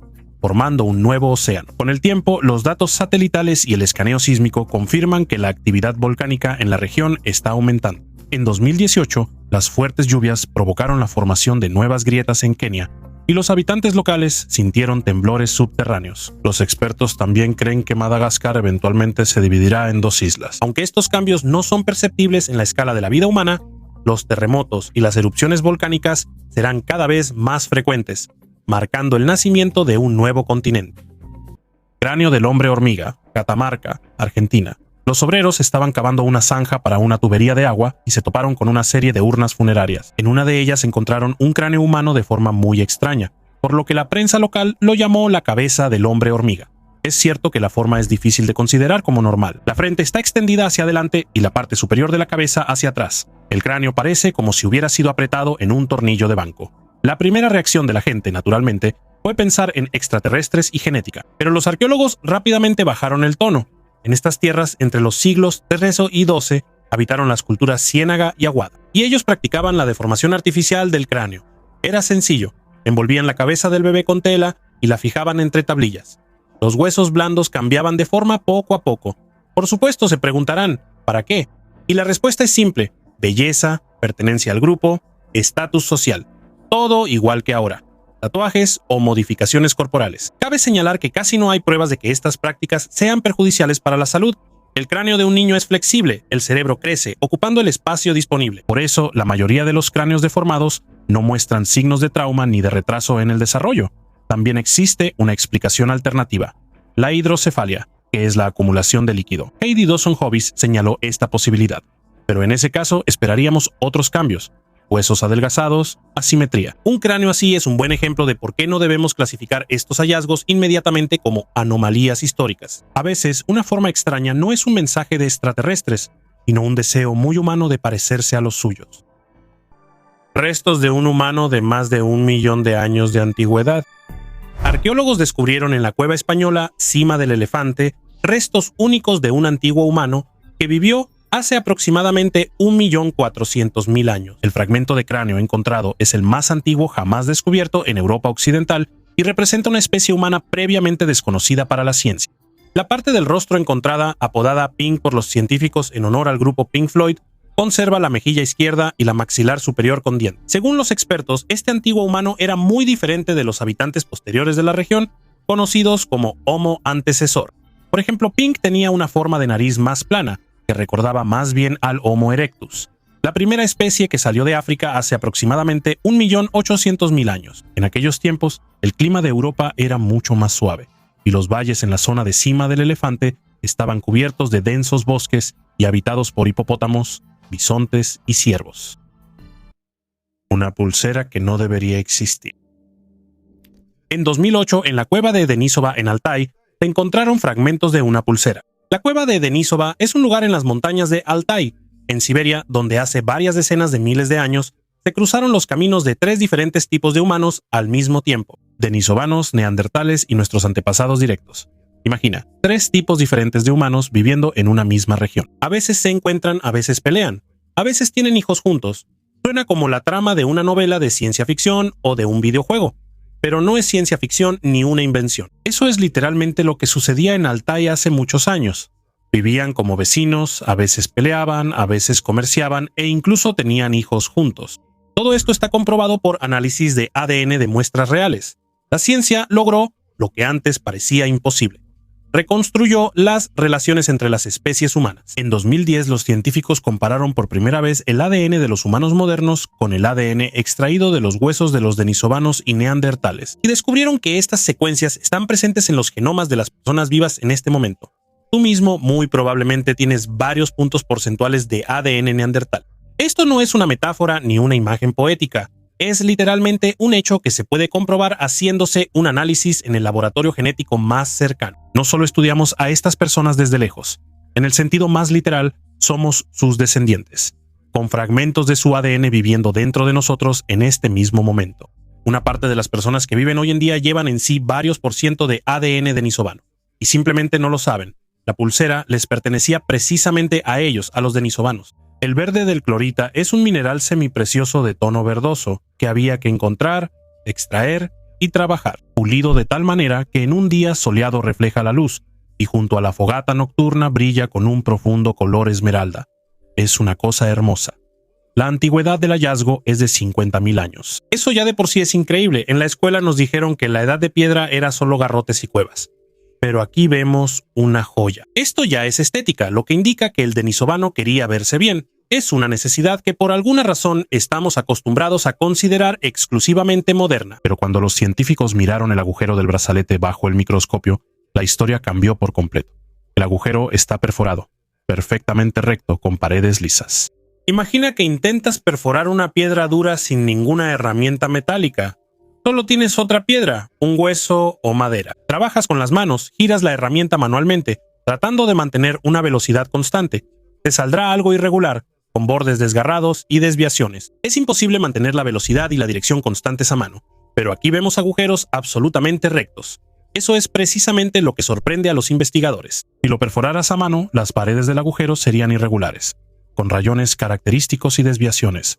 Aquí no hay nada de eso. Las paredes son lisas, como si hubiera trabajado una máquina. Oficialmente, esa tecnología apareció en la época del Neolítico hace unos 12.000 años. La pulsera es 4 veces más antigua que ese momento. Imagina que le das un teléfono inteligente a un herrero medieval y le dices que fue hecho en el año 800. Más o menos esa fue la sensación que experimentaron los científicos. El jefe de las excavaciones, Anatoly Derevianko, describió la técnica brevemente. El antiguo maestro dominaba técnicas que antes no se consideraban propias del Paleolítico. Su colega Mikhail Shunkov lo dijo directamente. Los denisovanos estaban tecnológicamente más avanzados que el Homo sapiens y los neandertales del mismo periodo. Es una declaración audaz, pero él tiene el brazalete en sus manos, y hasta ahora no se ha podido explicar de otra manera. Por supuesto, hubo escépticos. El brazalete pudo haber llegado a esa capa desde depósitos más recientes. Se realizó una investigación adicional. El análisis isotópico de oxígeno mostró que la capa no fue perturbada. El brazalete ha estado allí desde la época de los denisovanos. Actualmente, científicos de Rusia, Gran Bretaña y Australia están revisando toda la datación. Han surgido datos que indican que la antigüedad podría ser aún mayor, hasta 60 o 65.000 años. Si se confirma, explicar el origen de este brazalete será aún más difícil. Eso es lo que me preocupa y me inquieta hasta ahora. De toda una especie de personas que vivió en la Tierra durante decenas de miles de años, solo quedan algunos dientes, un fragmento de meñique y este brazalete, que bajo la luz brillante refleja el sol y que no debería existir. Estoy seguro de que todavía no sabemos mucho sobre nuestro pasado, y especialmente sobre las criaturas que se parecían mucho a nosotros. Vivieron aquí durante decenas de miles de años. Construían, pensaban, querían ser bellos. Y de todo eso solo quedó una pulsera verde. Los tesoros de los alanos. La periferia sur de la aldea chechena de Alcancala. Hace mucho tiempo que está registrado en el registro arqueológico, pero las excavaciones de 2025 aumentaron drásticamente el interés. En el fondo de una tumba estrecha, cuidadosamente revestida de piedra, brilló un colgante, un fino anillo de oro con 5 incrustaciones facetadas de almandino. Un poco a la derecha había un cuenco de vidrio del color de un glaciar derritiéndose. La composición química confirmó su origen bizantino o persa. Entre los huesos del caballo encontraron salias de bronce, y a lo largo de las piernas del guerrero, un cuchillo y una funda con grifos estilizados, típicos del arte sasánida. La datación de la tumba es de finales del siglo IX, una época en la que Alania controlaba los pasos entre el Mar Negro y el Caspio. La riqueza del inventario indica que estamos ante una persona de la élite de la sociedad posiblemente un representante de los gobernantes de Doreal. Pero la técnica de los joyeros indica que el colgante fue fabricado localmente. El oro contiene una aleación característica de platino de los placeres aluviales del Caspio y el granulado está fijado con una composición adhesiva conocida por los hallazgos de Packard. En conjunto, la tumba destruyó la vieja imagen de los nómadas como simples intermediarios. La sociedad alana de finales del primer milenio parecía más compleja. Tenían sus propios joyeros, comercio a larga distancia de vidrio y vínculos estrechos con Irán y Bizancio. Y lo principal era el deseo de inmortalizar el estatus en oro y en los arreos del caballo. El trilito. En Baalbek, en la base del templo de Júpiter, hay 3 enormes bloques de piedra que hasta hoy siguen asombrando incluso a los arqueólogos más experimentados. Se les llama trilito. Imagínate la escala, cada uno de estos bloques pesa casi 800 toneladas y sus dimensiones son impresionantes. Aproximadamente 19 metros de largo, un poco más de 4 metros de alto y cerca de 3.6 metros de ancho. Incluso hoy en día levantar y mover estas piedras gigantes sería complicado, y los antiguos constructores no contaban con grúas ni maquinaria especializada. Hasta ahora no está del todo claro cómo exactamente transportaban y colocaban estas piedras colosales. Se cree que los bloques de piedra se movían sobre trineos de madera especiales, usando troncos y cientos de trabajadores. Algunos incluso han sugerido la participación en la construcción de templos, pero los científicos serios rechazan tales hipótesis. El trilitón no es solo la base de un templo, sino un claro ejemplo de lo complejos que eran los conocimientos de ingeniería de las civilizaciones antiguas. Es posible que futuros hallazgos ayuden a revelar el misterio de la aparición de estructuras tan masivas en la antigüedad. Las ruinas de la iglesia más grande de la Nubia medieval fueron descubiertas por arqueólogos polacos, y todo indica que se trata de la iglesia más grande de la Nubia medieval. Las ruinas de la iglesia fueron descubiertas en la ciudad de Dongola. Las excavaciones arqueológicas allí se llevan a cabo desde 1965, pero después de algún tiempo fueron suspendidas. Solo en 2018, gracias a una subvención del Consejo Europeo de Investigación, se reanudaron nuevamente. Desde el inicio de las excavaciones, los arqueólogos han descubierto numerosos artefactos diferentes, que fueron entregados al Museo Nacional de Varsovia. Los científicos estaban seguros de que ya habían descubierto y excavado todo lo que podían allí. No debería haber nuevos hallazgos ni datos sobre esta ciudad en principio, pero eso no detuvo a los arqueólogos polacos. Ellos lograron hacer un nuevo descubrimiento único, que puede hacer que los científicos reconsideren no solo la ciudad misma, sino también la historia de la iglesia nubia. Ellos excavaron la pared del ábside junto con la pared adyacente del templo de ladrillo. También lograron descubrir y excavar la cúpula de una tumba que se encuentra en el mismo centro de la ciudad. Las paredes del ábside se consideraban uno de los lugares más sagrados de la iglesia, por eso estaban decoradas con figuras monumentales en 2 filas. El diámetro del ábside es de aproximadamente 6 metros y el ancho de la iglesia que se encuentra al lado es de unos 27 metros. Este ábside, según los científicos, es la más grande que se ha encontrado en Nubia hasta la fecha. Los científicos suponen que la iglesia cuyo nombre fue descubierto podría haber sido una catedral, junto a la cual se construyó una necrópolis para dignatarios eclesiásticos, probablemente para obispos locales. Sea como sea, los científicos tienen mucho trabajo por delante antes de poder encontrar respuestas a las preguntas que les interesan. Hollywood en la fortaleza de arcilla. Este lugar es digno de un cuento. Miles. Las 1001 noches. Es tan cinematográfico que ves que Hollywood simplemente no pudo ignorarlo. Este lugar está en Marruecos y se llama Aït Ben Haddou. Desde la neblina sobre el desierto ardiente, en las laderas del Alto Atlas, se elevan torres rojas de arcilla y paja, apiladas unas sobre otras detrás de muros fortificados, proyectando largas sombras sobre la pared amarilla. Parece un escenario de una película de fantasía. De hecho, se convirtió en un escenario. Aït Ben Haddou fue un importante punto comercial por donde pasaban el oro, la sal y todos los demás productos entre el Sahara y Marrakech. Cuando en el siglo XVI el comercio transsahariano decayó, la mayoría de los habitantes se mudaron al pueblo vecino al otro lado del río, y la antigua fortaleza empezó a deteriorarse lentamente. Así continuó durante varios siglos hasta que David Lean llegó aquí para filmar Lawrence de Arabia en 1962. Quedó tan impresionado con el lugar que financió personalmente la restauración de varias casas en ruinas. Después de él vinieron aquí a filmar Gladiador, Alejandro, La momia, La última tentación de Cristo. Y en 2011 el equipo de filmación de Juego de Tronos convirtió Aït Ben Haddou en Astapor, la ciudad de los Inmaculados. Hoy en día, dentro de la antigua fortaleza, viven varias familias que se niegan a mudarse, aunque las paredes de barro requieren reparaciones constantes. Los turistas vienen de todo el mundo. Los guías turísticos cuentan sobre Juego de Tronos, y los habitantes locales se ocupan de sus asuntos, igual que lo hacían sus antepasados hace 1000 años. El lugar está incluido en la lista del Patrimonio Mundial de la UNESCO y eso al menos ayuda a preservar la historia. El entierro de los visitantes celestiales. En 1901, una expedición de arqueólogos británicos bajo la dirección de Lord William Campbell realizó excavaciones en una de las antiguas tumbas en el desierto cerca de la pirámide de Giza. Al abrir el sarcófago macizo, los investigadores se toparon con un hallazgo sensacional.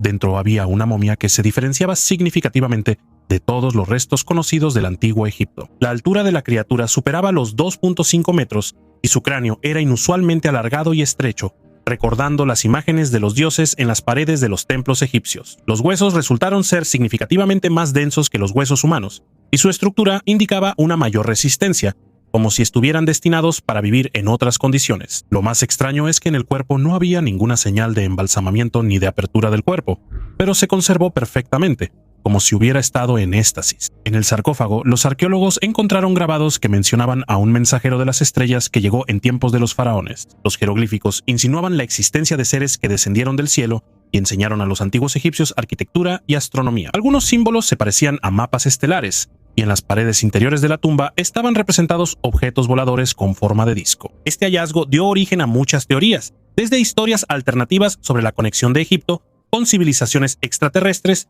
hasta suposiciones sobre una pérdida en la raza humana. Sin embargo, poco después de las excavaciones, el artefacto desapareció sin dejar rastro. Fue enviado a una colección privada y las menciones sobre él fueron rápidamente eliminadas de los informes oficiales. Los meteoritos ayudan a ganar la lotería.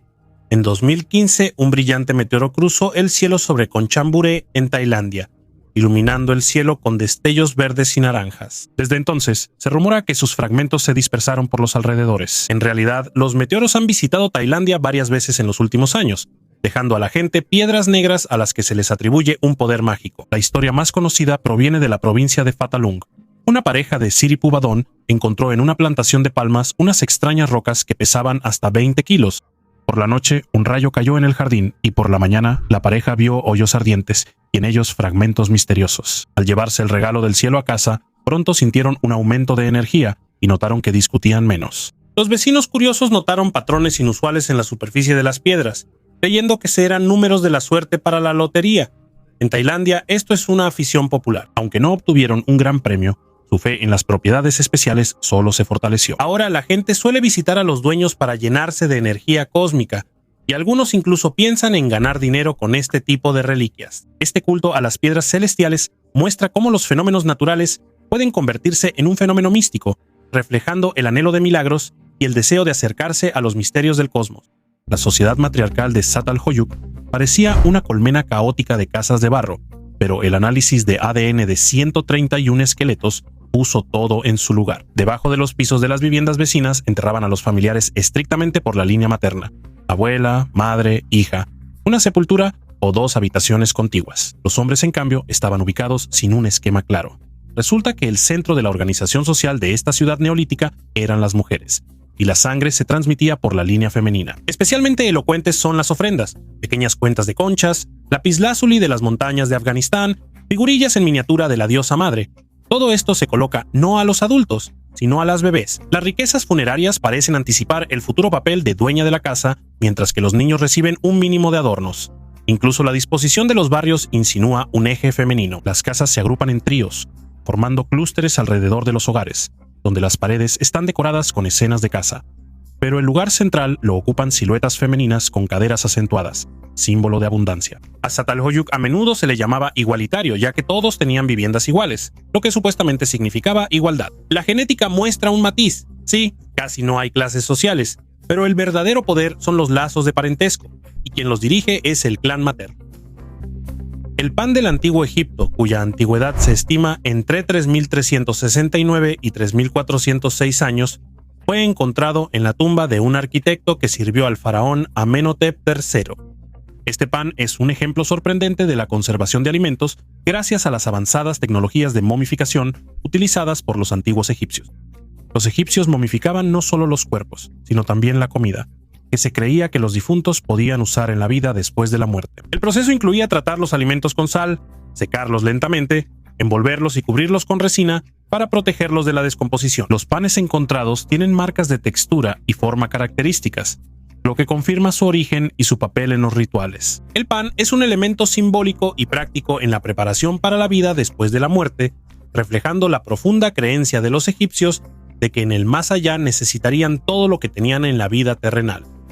La primera moneda común europea. Investigadores de la Universidad de Leiden se preguntaron por qué la gran mayoría de los anillos y brazaletes que han llegado hasta nosotros desde la Edad de Bronce son tan parecidos entre sí, no solo en forma sino también en peso. ¿No los habrán utilizado como una moneda común? La forma y el peso de otros objetos como brazaletes, costillas curvas e incluso hojas de hacha también resultaron ser estándar, y los propios artículos parecían haber sido fabricados como si siguieran un mismo molde. Además, a menudo se encuentran almacenados en grandes cantidades. Es lógico suponer que estos objetos, hace 5.000 años, podrían haber servido como dinero en efectivo. En la foto se muestra un mapa de los tesoros donde se encontraron depósitos de anillos, costillas y hojas de hacha idénticas. Un círculo negro indica los tesoros con anillos y costillas, un triángulo rojo los tesoros con hojas de hacha y un cuadrado azul los tesoros mixtos. En la foto se muestran hojas de hacha y costillas encontradas juntas en un tesoro en Beglini, que posiblemente se usaban como moneda.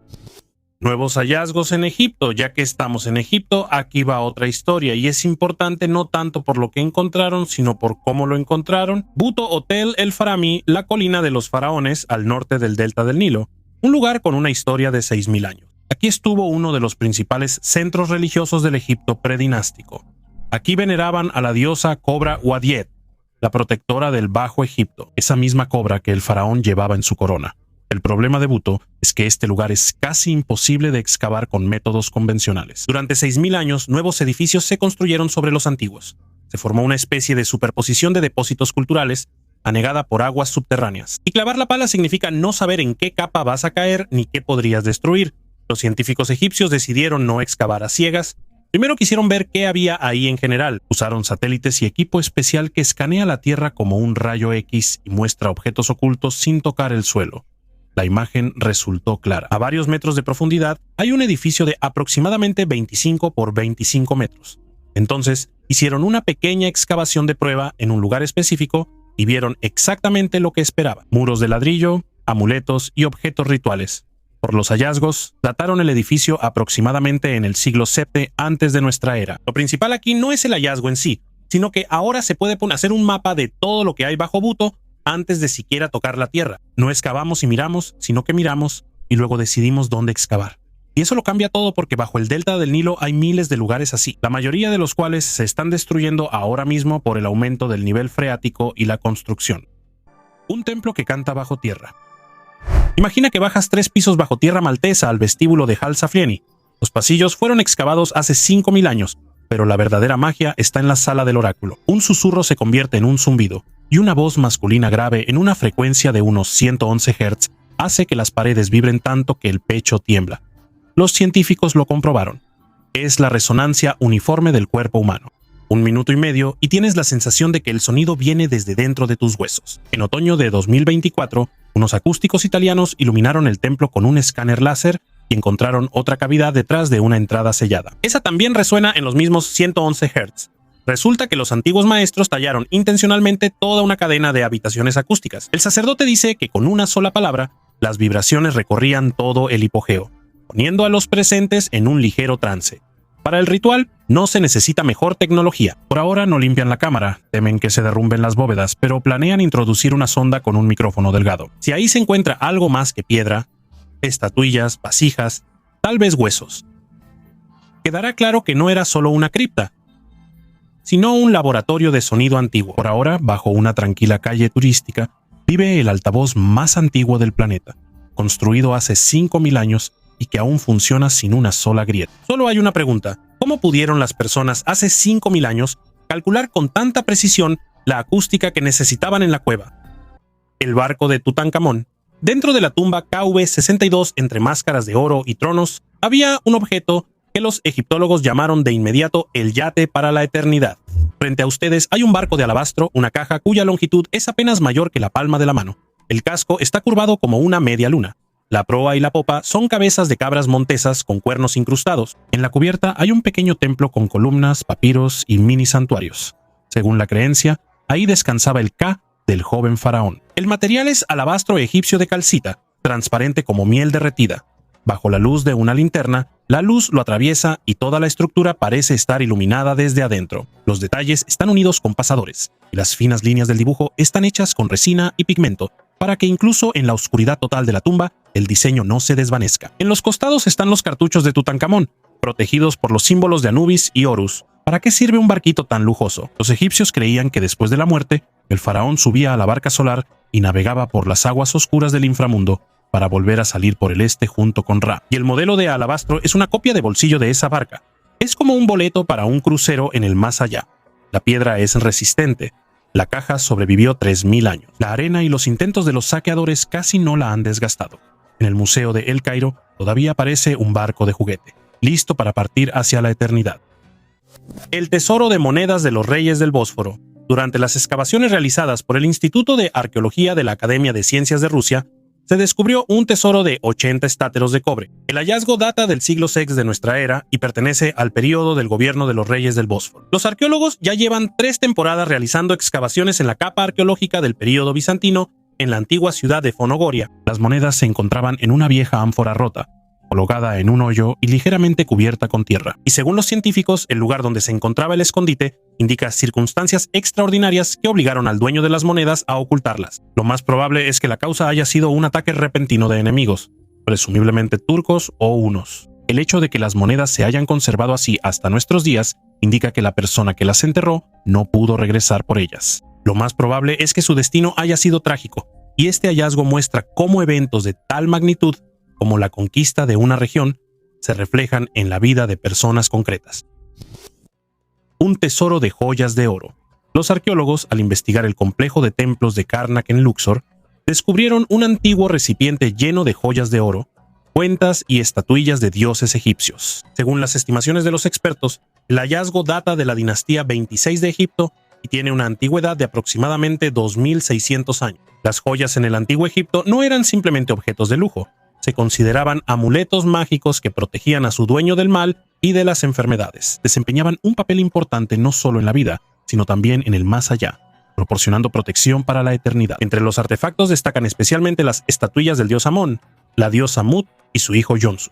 Probablemente se usaban como amuletos y se llevaban en el cuello. Amón era considerado el rey de los dioses y protector de los faraones, y más tarde se fusionó con Ra, convirtiéndose en la encarnación tanto de la deidad visible como de la invisible. Todos los objetos encontrados serán restaurados y posiblemente exhibidos en el Museo de Luxor. La Capilla Sixtina del Antiguo Egipto. Ante ustedes está una de las tumbas más impresionantes del Antiguo Egipto, la tumba de la reina Nefertari, esposa de Ramsés II.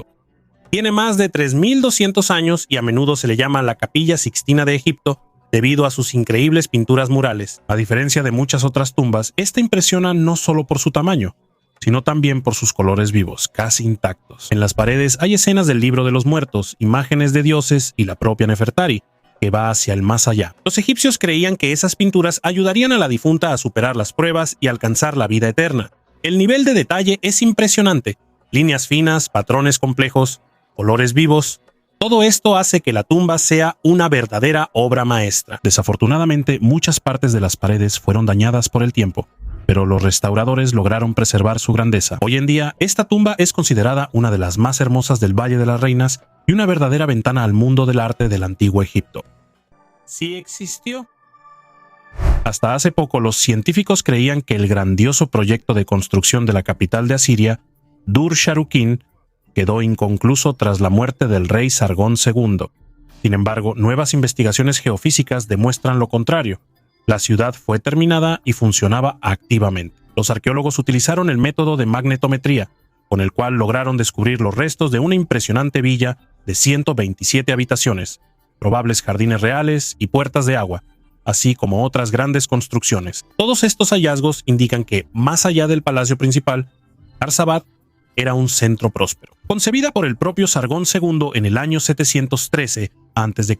como la fortaleza de Sargón, la ciudad no cayó en el olvido tras su muerte. Los nuevos datos contradicen la antigua creencia de que era un proyecto inconcluso y revelan la vida oculta de la antigua capital. Los trabajos se reanudaron en 2017 después de la liberación del territorio del grupo ISIS. Bajo la dirección de la misión arqueológica francesa, los especialistas utilizaron un magnetómetro de alta precisión que permite visualizar estructuras subterráneas sin excavaciones costosas. Resultó que Jarzabad, pese a las dudas de larga data, fue una capital en toda regla de Asiria, y ahora los descubrimientos modernos revelan aún más la magnitud y la riqueza del antiguo imperio.